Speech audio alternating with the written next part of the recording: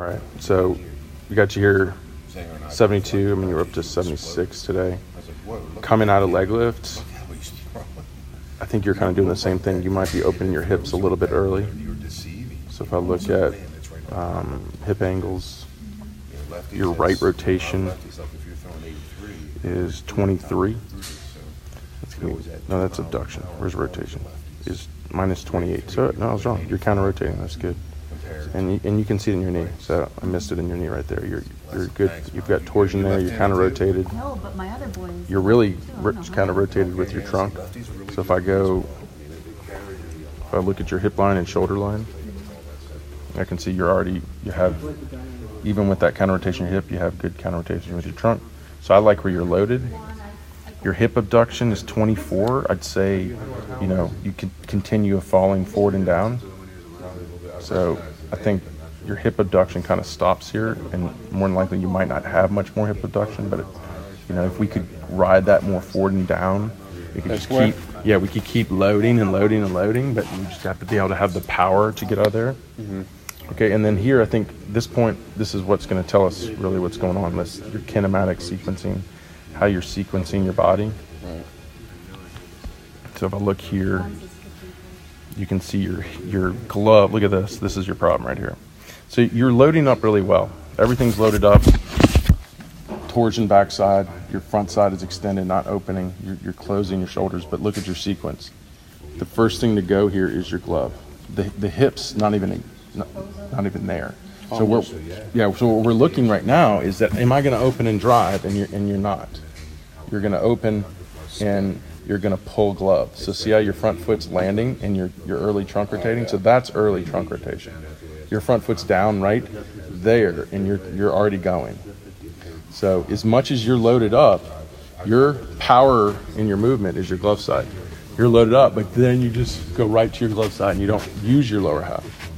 So that's why the glove is pulling first, the blue, then the trunk is following, then the hip is going. So your sequence is backwards. You're going glove, trunk, hip, and it's supposed to be going hip, trunk, glove, or trunk, glove together. Okay, so we got to reverse your sequence, and that is just, we're going to do all day long, is just staying in that back hip, powering through that back hip. And then you can see your arm. I knew that was a problem too, because you just watch my film and my back leg just kind of just flops over. Right, and you can put yourself in the right position, but if you don't have the power to create what you want to create, then you start overcompensating. And I have barely any drag on my back foot. Because everything transfers early, and your foot probably pops up. So when all this goes early, that just pops up. If you were driving through your back hip, then it would be dragging before you transfer it. And your linear speeds, your hips are really poor. See 3/4. His were poor because they were going early, and your trunk is slower than him. And he was throwing a little bit harder than you. I find the trunk has a high correlation in that linear measurement. I mean, there's studies that show it, but I see it all my guys,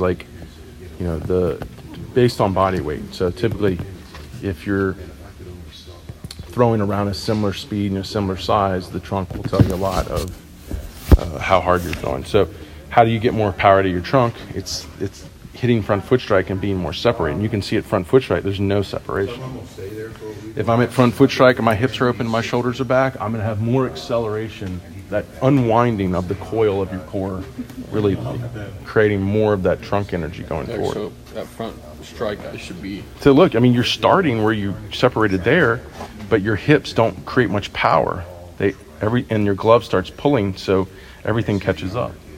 So if I'm here counter-rotated and separated, and I don't get enough power through it, and I pull my glove, then this barely comes around and this accelerates, and then I sync up really quick. I don't stay separated, and then transfer late. I should be when you land here. hip open, but hip open. And then get your hip open. So get on the ball of your foot in the back. Yep. And now turn your shoulders all the way close. Close. Even like this. Bring this internal. Close. Get your chin back. You should be back there when you land, and you're all the way up front. That's why I'm like this. Yep. And you're dragging. Miss also glove side. Yes. Because your arm's dragging. See how far back it's dragging? See how far back it's dragging? His arm's dragging like this, and the ball is just going to be over here. Right. Yeah. So, and that's also hard on your arm. See, your chest is opening, and your elbow's behind your scapular plane. So that's really hard on the front of your shoulder and your elbow. So a lot of times too. And then whenever I have any like tightness or it's in right here. Yep, because that's what you're doing. You're dragging your arm. And if you threw 10 miles an hour harder, you probably would blow that out. Yep. And a lot of times your body doesn't want to throw hard because it knows it's going to blow itself out. Because that's where you feel the pain, and what happens is your muscles want to shut down. It doesn't want to keep pushing into that. So we've got to clean that up so we don't have that stress in our body. If we look at chest orientation, pelvis orientation, you can see at front foot strike here, your pelvis is stable. A lot of abduction though, forward bend. So your hip's not extending. So you're hitting front foot strike and your hips are tilted all the way forward because there's no extension in your hip. And that's the problem too. If I hit front foot strike and my hips are tilted so far forward, arms back. I'm trying to stay back, and now it's rushing everything forward. So we have to extend the hip so we can keep the hips more neutral and everything back. Right. And then, you can see your front leg is not even getting active. So there's power there in your front leg. I mean, you're throwing your trunk really far forward, but because your hips are abducting into front foot, and your trunk is going early and everything's dragging, you're forcing your trunk to accelerate, but it's just too hard. It's just hard on your arm. It beats your arm down. Yeah, my front leg's bent like this. My knees. Because too, if I go in and my hips are abducted and this hip isn't extended, I'm never going to be able to drive this back because it's going to want to just stand me up. So until you can open the back hip and extend the back hip and keep the hips neutral, then this will be in a position to drive at that point. So a lot of that hip tightness that we saw in you, that's the problem a lot here. So if I'm sitting here and I'm loaded up, but I have all this hip extension tightness, I'm not going to drive. I'm going to want to drive, but I can't drive into it. That's why we can sit here in the drills and go at it, but we all should be sitting in our mobility stuff, going at it, and our strength and conditioning and going at it, so we can make a better progress. Because if that hip doesn't open up and want to extend, you're never going to want to get your hips through and drive your hips through and be able to separate and delay your trunk. Right.